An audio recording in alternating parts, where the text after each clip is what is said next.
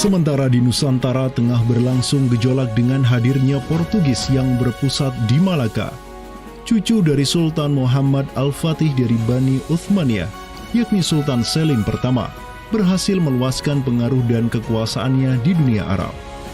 Pada tahun 1517, beliau berhasil merebut Suriah, Mesir, dan Hijaz dari kepenguasaan kaum Mamluk.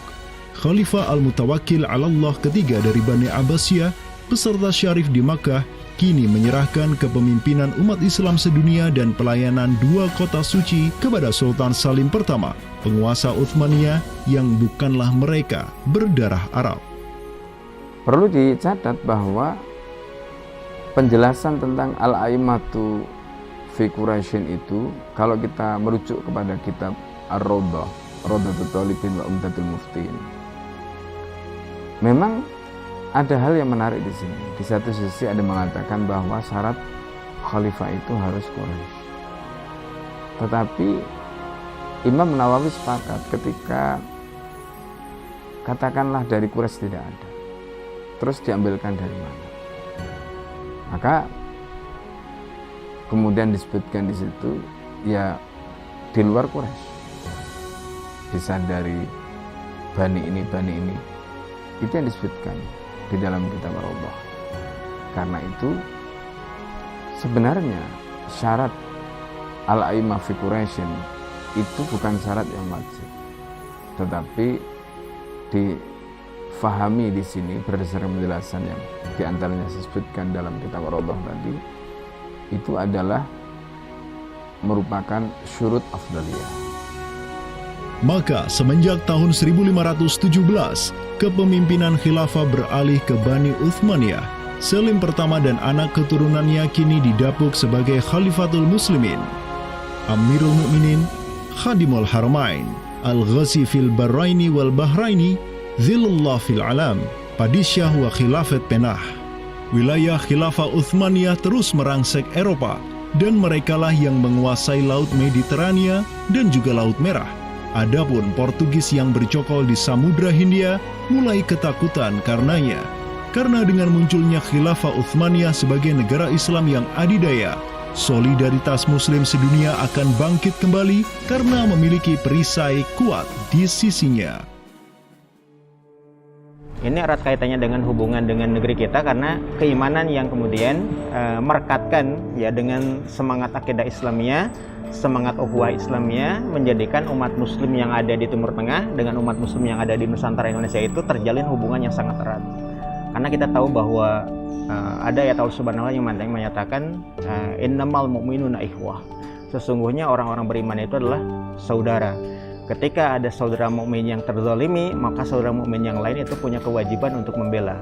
Demikian pula ketika muslimin Nusantara itu terzalimi dengan adanya penjajahan, dengan adanya imperialisme yang dilangsungkan oleh orang-orang kafir penjajah, baik itu oleh Portugis, Spanyol, Inggris, Perancis ataupun Belanda ya. Maka kemudian muslim yang ada di Timur Tengah yang pada waktu itu masih memiliki kepemimpinan yang tunggal untuk seluruh dunia, yaitu khalifah, itu juga turut ya memperhatikan, turut mendukung, turut memperjuangkan pembebasan ataupun kemerdekaan bagi bangsa muslim Nusantara.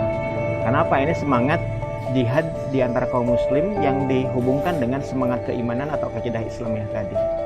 Kenapa? Yang namanya mukmin itu adalah kal jasadil wahid, ya, satu tubuh.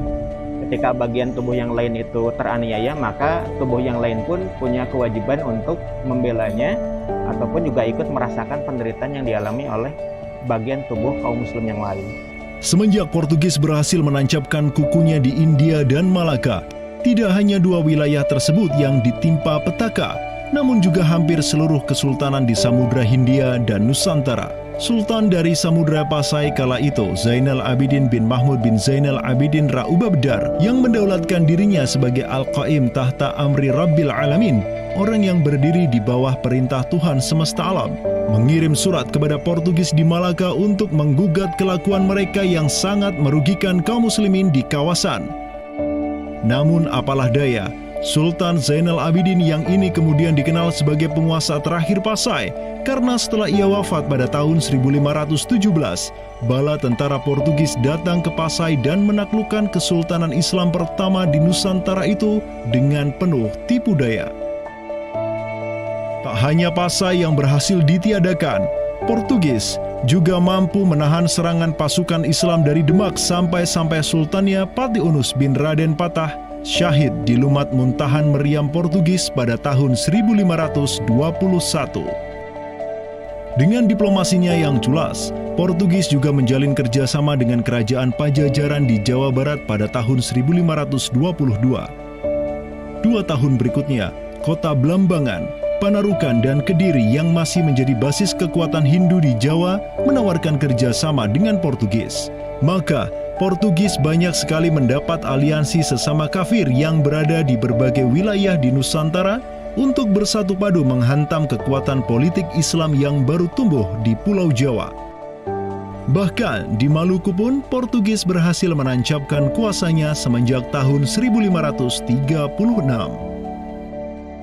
Berkaca pada kelakuan Portugis yang memerangi umat Islam di Samudra Hindia dan Nusantara, Sultan Sulaiman Al-Qanuni, sang Khalifah Uthmaniyah yang berkuasa sejak tahun 1520, menyatakan peperangan terbuka kepada penguasa Portugis yang berkedudukan di Lisbon, Dom Sebastião. Telah dilaporkan kepada saya bahwa jamaah haji dan para pedagang muslim yang datang dari India melalui laut telah dianiaya.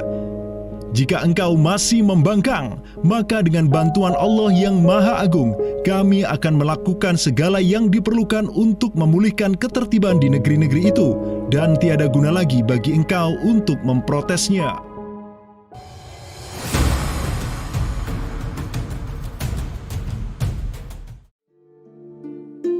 Penjaga kedaulatan Islam di Sumatera yang harum selama ratusan tahun, Samudra Pasai, kini sudah sirna di bawah kungkungan Portugis. Namun, harapan kemenangan itu masih ada. Karena tak lama setelah itu muncul kekuatan baru yang terbit di ujung utara Sumatera, Kesultanan Aceh.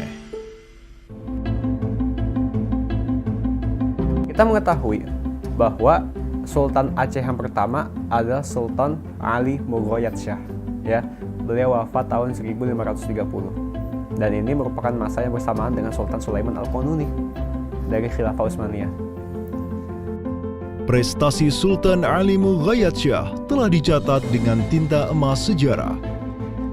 Kegemilangan Sultan Aceh pertama itulah yang direkam oleh salah seorang ulama besar dunia Islam, Syekh Ahmad Zainuddin Asy-Syafi'i Al-Malibari, yang merupakan murid dari ulama tersohor Ibnu Hajar Al-Haytami.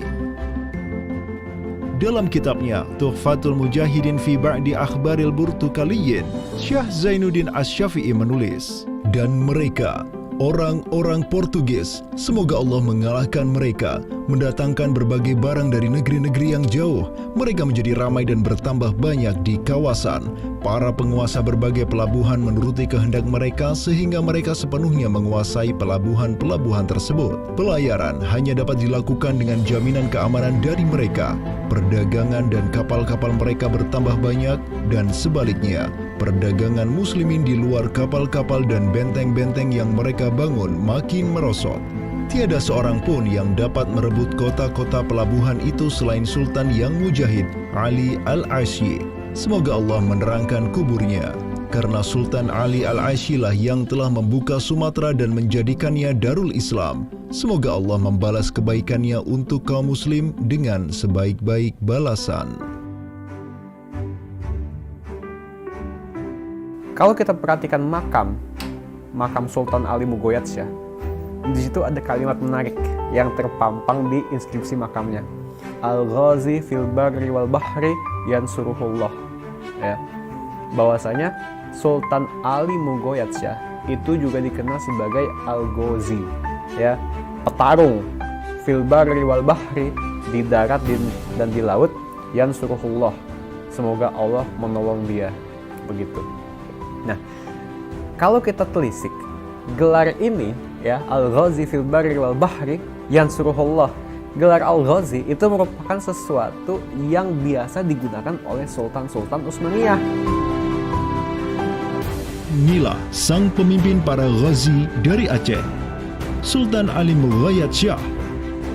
Ialah yang menyatukan berbagai pemimpin lokal di Nanggro dan menjadikannya sebagai satu kekuatan tempur yang dipenuhi keimanan dan ketakwaan kepada Allah. Sebenarnya yang bergelora di masyarakat Aceh ini itu jihad fisabilillah, ya, atas nama Islam.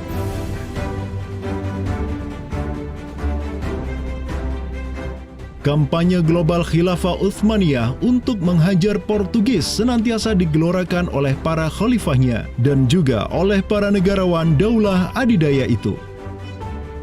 Tahun 1539, Khalifah Sulaiman Al-Qanuni memerintahkan wazir agungnya, Hadim Sulaiman Pasha, untuk mengirim utusan ke Aceh sebagai bentuk tanggung jawabnya untuk membantu kaum muslimin di sana. Utusan tersebut ialah Hamad Khan, seorang Mesir yang tak lain merupakan sepupu dari Hadim Sulaiman Pasha sendiri. Atas bantuan utusan dari khilafah inilah Aceh dapat menaklukkan wilayah Batak menjadi Darul Islam. Tahun-tahun berikutnya, pucuk pimpinan Kesultanan Aceh digantikan Sultan Alauddin Riayat Shah Al-Qahar, anak dari Sultan Ali Mughayat Shah. Beliau melanjutkan jihad ayahnya dan secara terang benderang turut menyatakan ketundukannya kepada Khilafah Utsmaniyah. Kesatuan agama, kesatuan tauhid dalam Islam itu pasti membentuk kesamaan, kesatuan umat, kan gitu. Ya, kesatuan umat, karena Islam itu kan dibentuk oleh keyakinan, akidah, kesatuan keyakinan yang sama, ya, dan tidak mengenal batas wilayah, tidak mengenal nasionalisme dan sebagainya. Jadi melihat siapa penguasa dunia adalah khilafah Turki Utsmani, ya pasti ada hubungan emosional.